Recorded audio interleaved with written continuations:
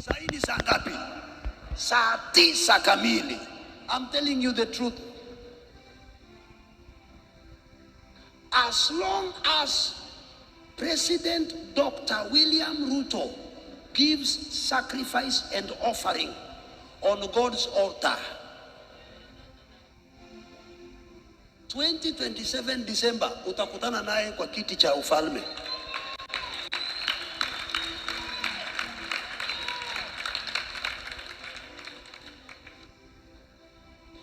Wewe kama wenzake waliweka evidence lori nzima ikaenda kotini na hakuna kitu kilipatikana cha kweli, ukana hakika vitu vyote vilikuwa vya uongo.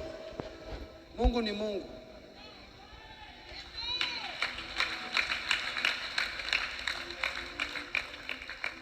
Rais Trump is a born again person. Opinion poll zote za USA zilikuwa zinasema yeye ndiye anafuata namba ngapi.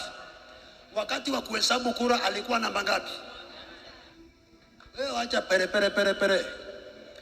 This is not politics. This is spiritual truth.